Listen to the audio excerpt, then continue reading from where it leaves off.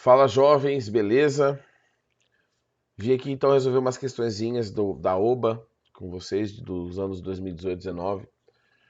Pra vocês darem uma olhada mais ou menos como que é a prova, pra vocês ficarem tranquilos, dar uma olhada, ver que tem muita coisa que é só ler e marcar, tá? Tem alguns tipos de questões que aparecem que o enunciado traz uma equação, traz os dados, pede para vocês resolverem. Eu vou tentar evitar essas. Vou tentar focar naquelas que falam um pouco mais de física mesmo, do que vocês estudam no ensino médio, daquelas que falam mais sobre conhecimentos históricos sobre astronomia ou, né, alguns conhecimentos gerais assim sobre astronomia. Então eu vou focar mais nessas que eu acho que vai dar uma ajudadinha aí para alguns de vocês. Lembrando que não quer dizer que vai ser isso que vai cair na prova. Essas aqui são só para vocês verem mais ou menos o que é cobrado, tá? Então eu vou aqui começar com a primeira questão. As leis de Kepler são as três leis do movimento planetário definidas por Johannes Kepler, um matemático e astrônomo alemão. Kepler estudou as observações colhidas por mais de 20 anos pelo astrônomo Tycho Brahe e descobriu por volta de 1605 que os planetas seguiam as três leis matemáticas. A primeira lei das órbitas, diz que a órbita de cada planeta é uma elipse e o Sol está um dos focos. Todo mundo que se inscreveu aqui no OBA do colégio já viu essa lei no primeiro ano, tá? Alguns no nono ano comigo. Então, as três leis, né? A segunda lei afirma que a reta que une os planetas varre áreas iguais em tempos iguais. Então, cada distância dessa aí, cada tempo que passa aqui, né? Por exemplo, de um mês, cada área formada ali é a mesma. Na prática, a velocidade da Terra muda. Quanto mais próximo do periélio, perto do Sol, maior a velocidade, mais afastado, longe do Sol, menor a velocidade. Você consegue perceber isso pelo tamanho aqui, ó, que até a distância que a Terra anda de dezembro para janeiro e quanto que ela anda de julho para agosto, tá? Perto do Sol, a velocidade é maior. E por fim, a terceira lei harmônica relaciona o quadrado do período orbital dos planetas diretamente com o cubo da distância média. Que existe um padrão, se você pegar o tempo de órbita e elevar ao quadrado, dividir pelo raio, a distância média do planeta até o Sol ao cubo, você vai achar um padrão, um número aproximado aí para todos os corpos. Vamos lá. Primeira, entre março e abril, a velocidade orbital da Terra é maior que entre maio e junho. Entre março e abril, a velocidade é maior do que entre maio e junho, sim, tá? Porque a velocidade da Terra é máxima em janeiro. Ela vai diminuindo até julho e de julho para frente ela começa a aumentar novamente. Então, sim. Em fevereiro, a velocidade orbital da Terra está aumentando? Não. Em fevereiro, a Terra já passou por janeiro, que é a velocidade máxima, e começa a diminuir. Ela está rápida ainda, mas ela começa a diminuir essa velocidade. Terceira, a força da gravidade do Sol é a mesma para todos os pontos da órbita? Não, porque se a distância está mudando, a força gravitacional acaba mudando também.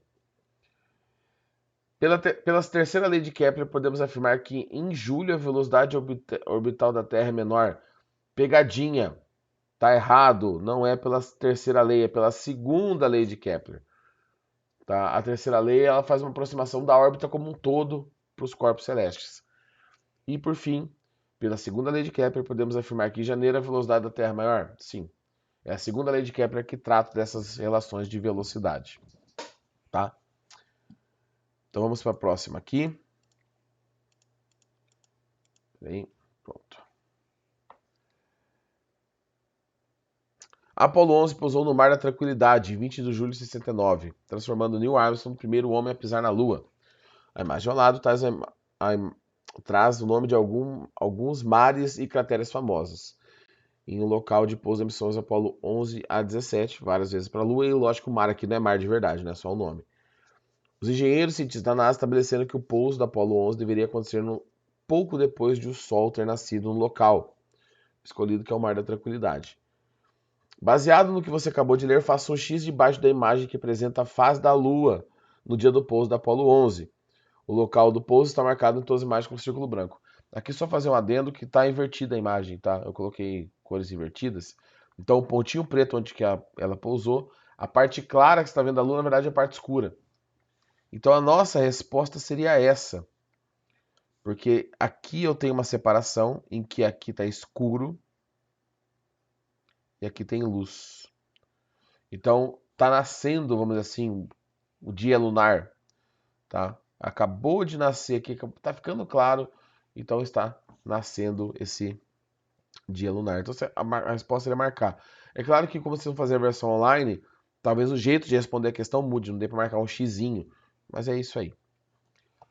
Continuando, a necessidade de que o Sol estivesse em um ângulo específico no dia do pouso Apollo 11 era restritiva, limitando a data de lançamento da missão. Se ela ocorresse na data prevista, a NASA deveria esperar pela próxima oportunidade para lançar a missão. Sendo assim, assinar a alternativa correta. A NASA poderia lançar a missão Apollo 11. O que acontece? Depende da fase da Lua. E a fase da Lua vai variar do quê? De mês para mês, tá? Então, se vai variar de mês para mês, você tem um intervalo pequeno, que acontece a cada mês. Então, um intervalo de 1 ou 2 dias de cada mês. Como a fase da Lua é mais ou menos nesse intervalo de tempo que a gente tem, mais ou menos de um mês, é nesse intervalo de tempo que a gente tem o, o espaço para mandar meu Deus, a nave para lá, tá? Não fica muito tempo com aquela fase, com aquela especificidade da luz estar iluminando ali ou não, tá bom? Vamos seguindo aqui.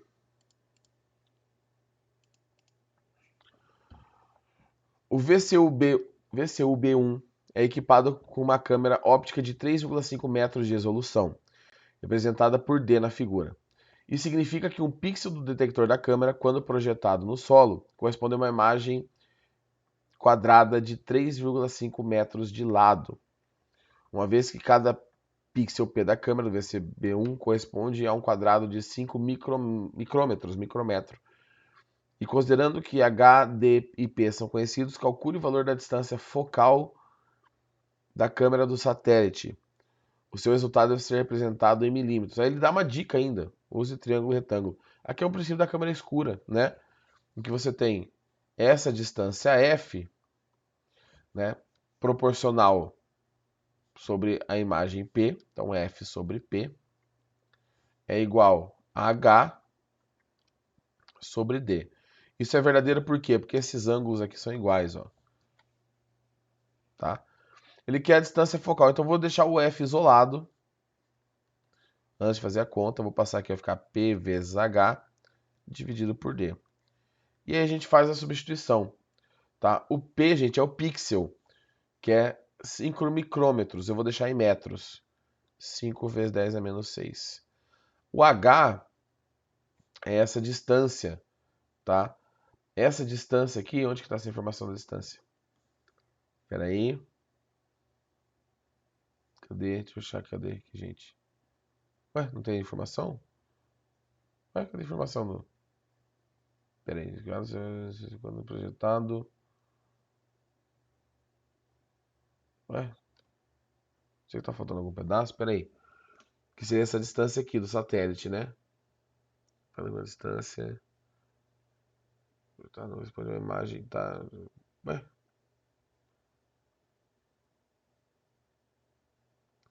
Eu acho que eu cortei alguma informação do texto para eu colocar aqui, tá? Que é essa distância H, né?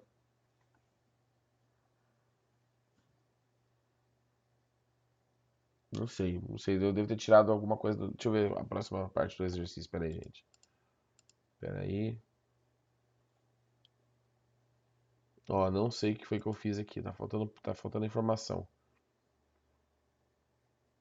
Tá. Esse H aqui. Depois eu vou ver se eu acho a questão e coloco para vocês, tá? Quando eu mandar esse vídeo. É 5/10 a quinta, esse H. E a distância D é de 3,5 metros. Então, por que eu sei que a distância é 3,5 metros? Porque a resolução é o que ele consegue pegar. Ele consegue pegar uma imagem da Terra até de 3,5 metros. Menor que isso não dá para ver nada. Então a resolução é essa. Então o D é 3,5. Essa distância H, gente, é a distância do satélite até a Terra. Tá? Aí, aqui eu não sei onde que essa informação ficou. Tá? Deve ter alguma outra parte do exercício que eu cortei. Então, essa informação aqui, 5, 10 aqui, então ela vai estar em algum lugar no exercício. Só tem que ver porque, onde foi que eu cortei, tá? Então, fica aí pela metade. Se eu simplificar isso aqui, se eu fizer essas contas, dá 0,714 metros. Então, esse é o foco da câmera. Ah, professor, mas a lente tem um foco, tem aquelas contas de 1 sobre F, 1 sobre P mais 1 sobre P'. Nesse caso, gente, as distâncias são tão grandes que tudo que é curvaturas desaparece. A gente pode trabalhar tranquilamente com triângulos, tá? Ele quer a resposta em milímetros. Então, se eu quiser em milímetros, eu vou multiplicar essa distância aqui por 1000, dá 714 milímetros, tá? Então, tem alguma coisa ali que está faltando no enunciado, certo? Vamos para a próxima aqui. É a continuação desse exercício, por sinal. De modo simplificado, a distância focal da câmera F apresenta o caminho que os raios de luz percorrem entre o espelho primário e o detector da câmera. Contudo, conforme a figura, a maior dimensão do VCUB1 é de 300 milímetros, que é inferior ao valor de F obtido na questão anterior.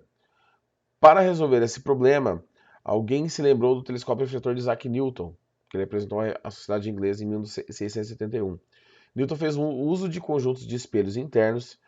Ao refletir sucessivamente os raios de luz capturados, fazem F se tornar maior do que a dimensão do tubo do telescópio. Ou seja, você consegue aumentar o foco geral, em vez da luz vir em linha reta e chegar no fundo, você faz ele ficar refletindo, tá? E essa distância acaba sendo compensada, que é o que está formando ali na imagem embaixo.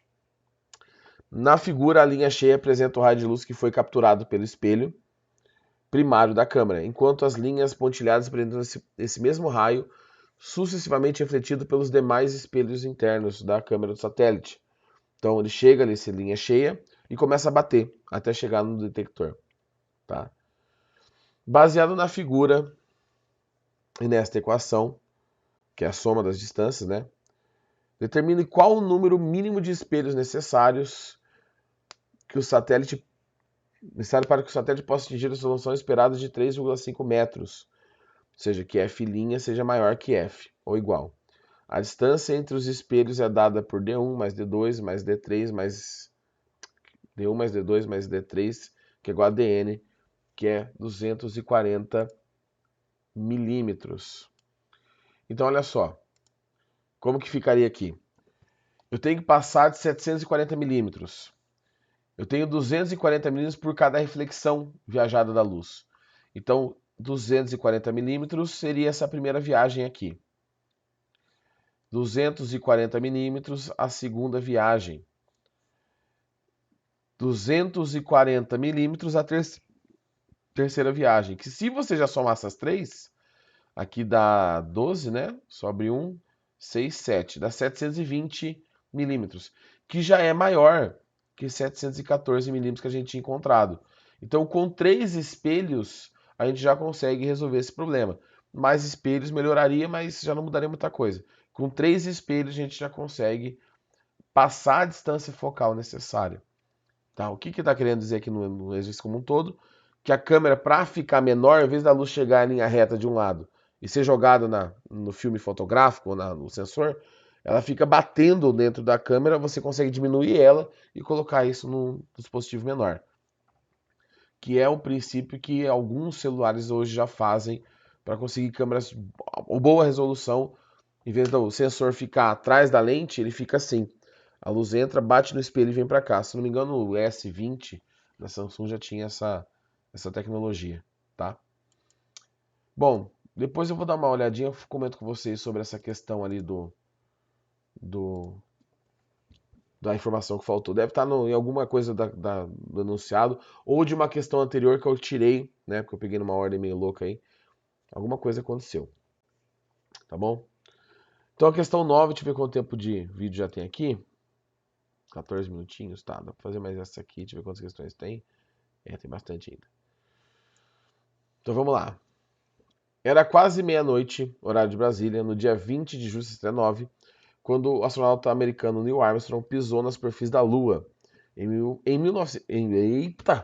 2019, comemoramos 50 anos desse evento, que nos lembra o quão longe podemos ir com a criatividade, engenhosidade, determinação e trabalho. Os 384 mil quilômetros que separa a Terra da Lua foram vencidos por meio das seguintes etapas. 1. Lançamento do Saturno 5, que é o foguete, né? Órbita da Terra, período de injeção na trajetória translunar, que quando você aproveita o embalo da gravidade da Terra para ganhar velocidade. A órbita na Lua, pouso lunar mostrados esquematicamente na figura. 9A. O primeiro estágio do Saturno V é composto de 5 motores F1. Cada um desses possui um empuxo, uma força de 6.900.000 newtons. Considerando que a massa M inicial do Saturno era de 3.000 kg e a gravidade é mais ou menos 10, calcule a aceleração inicial do Saturno em metros por segundo ao quadrado. Questãozinha de segunda lei de Newton, gente. Temos um foguetinho aqui, fazer uma bolinha. O empuxo puxa o foguete para cima. E o peso, o foguete para baixo, né? Deixa eu pegar uma outra cor. A força resultante é massa vezes aceleração. Se o foguete está acelerando para cima, né? Então a aceleração vai determinar o sinal do positivo aqui. O empuxo é positivo, tá? Menos o peso, que é negativo, que é igual a massa vezes aceleração. O empuxo é 5 vezes isso aqui. Cada motor produz isso. Então é 5 vezes esse empuxo. 5 vezes 6,9, vou colocar em notação científica, vezes 10 a 6. Menos o peso, que é massa vezes gravidade, que é 3 vezes 10 a sexta vezes 10, que é igual a massa, que é 3 vezes 10 a sexta, vezes a aceleração. Aqui é matemática, tá? Então, para não ficar muito longo o vídeo, eu vou colocar já o resultado. Tá? O resultado aqui vai dar 1,5 metro por segundo ao quadrado. Então essa aqui é a aceleração aproximada do foguete ao ser lançado, tá? No comecinho da subida, tá? Certo? Então tá aí, tá feita a nossa resolução desse exercício. Sossegado, né? Física do primeiro ano do ensino médio. Vamos pro próximo, que é a continuação, na verdade, né? Não é o próximo. O valor da aceleração que você obteve acima só é válido para o primeiro instante do voo, porque a partir da ignição dos 5 motores de F1 que equipam o primeiro estágio Saturno, sua massa é reduzida de 15.000 kg por segundo, 15 toneladas por segundo de combustível. Olha só o que o bicho gasta. Sabendo que os 5 motores F1 funcionam por 160 segundos, qual será a aceleração do Saturno V quando estiverem 100 segundos, transcorridos 100 segundos de voo? No seu cálculo, zero é gravidade igual a 10 metros por segundo e que o empuxo não varia com a altitude. Então, gente, a gente tem basicamente a mesma coisa. Eu vou só repetir a equação aqui, tá? Força resultante igual massa, aceleração. O empuxo menos o peso é igual a massa vezes a aceleração. O empuxo é o mesmo da anterior, que tinha dado quanto? 5 vezes 6,9 vezes 10 a sexta menos. Agora o peso vai mudar, porque a massa vai mudar, tá? Se você pegar aqui 15.000 kg por segundo e multiplicar,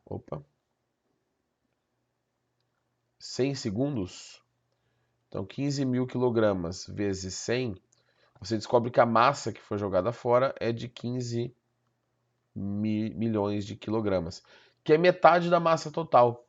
Então agora na massa vezes gravidade, eu vou colocar essa massa aqui, vezes a gravidade, igual essa massa, vezes a aceleração dele, tá? Que eu quero descobrir. Se você resolver essa equação aqui, tá? Eu não vou resolver ela, dá mais ou menos 13 metros por segundo ao quadrado. Certo? Então, mesma questão, só mudou a massa. Porque se você muda a massa, é por isso que os foguetes vão soltando pedaços, né? Vão desacoplando partes para ficarem mais leves. Bom, pergunta 10, eu acho que vai ser a última que eu vou fazer aqui, tá? Desse primeiro vídeo. A segunda parte eu vou enviar para vocês depois. Tá? Deixa eu ver aqui a questão da quantidade de tempo. Não, vou fazer diferente, tá? Eu vou parar aqui mesmo. Tá vendo o quanto que falta? E eu termino isso na segunda parte do vídeo, beleza? E eu envio para vocês. Então, até daqui a pouquinho, gente, na próxima parte. Continuando com essa questão aqui.